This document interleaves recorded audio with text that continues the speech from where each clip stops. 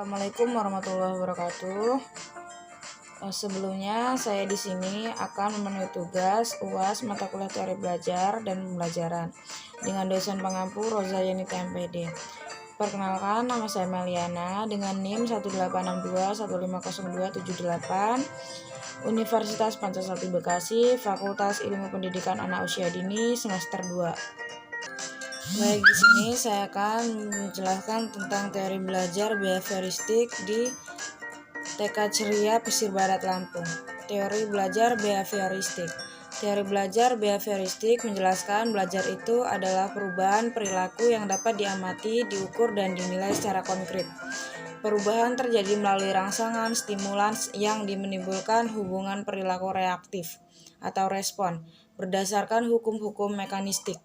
Stimulus adalah lingkungan belajar yang menjadi penyebab belajar.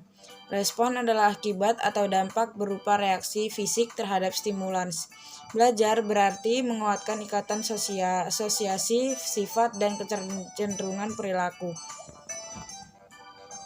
Teori sudah diterapkan di sekolah anak usia dini di TK Ceria, Pesisir Barat, Lampung, di mana melalui teori behavioristik kita sebagai guru selalu berusaha menstimulus melihat perubahan pada masing-masing murid dari awal masuk sekolah sampai perkembangan yang dialami murid saat mengikuti pembelajaran di sekolah melalui stimulus yang diberikan kepada murid, sehingga guru semakin mengenal karakter setiap masing-masing murid.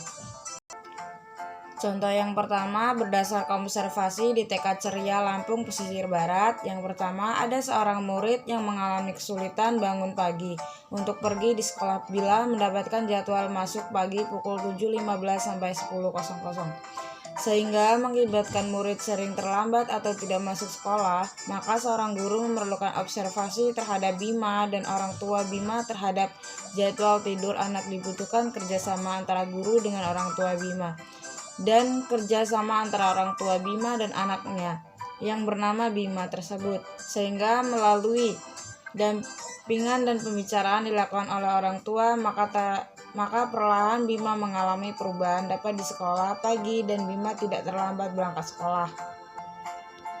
Adanya perubahan bangun pagi lebih awal yang dilakukan oleh Bima melalui teori behavioristik. Pembelajaran menekankan terbentuknya perilaku yang tampak sebagai hasil belajar. Teori behavioristik dengan model hubungan stimulus responnya mendudukkan orang yang belajar sebagai individu yang pasif respon atau perilaku tertentu dengan menggunakan metode drill atau pembiasaan.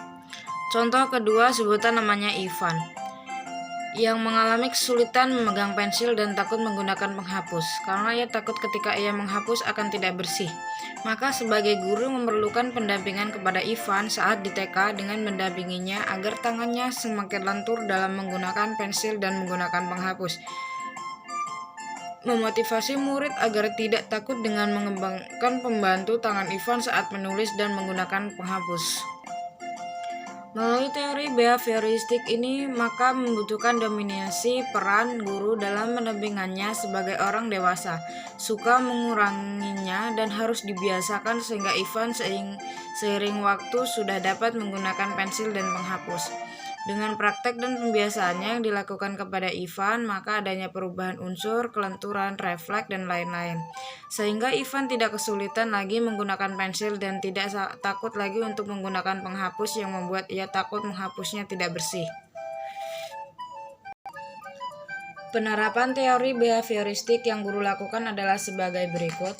Dengan memberikan stimulus kepada anak didik, memberikan yang baik positif kepada anak didik dan mengamatinya, respon dari peserta didik, serta mengevaluasi hasil.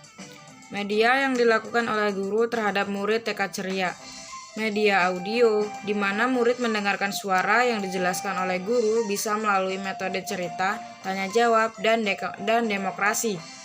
Yang kedua, media bermain. Dengan bermain membuat anak tidak bosan belajar, menjadi menyenangkan dan meningkatkan kreativitas sehingga tidak takut untuk mencoba. Asesmen yang dilakukan guru terhadap murid adalah nilai bintang, stiker. Baik, mungkin ini saja yang dapat saya sampaikan dan saya jelaskan. Kurang dan lebihnya saya mohon maaf. Wabillahi taufik wal hidayah. Wassalamualaikum warahmatullahi wabarakatuh.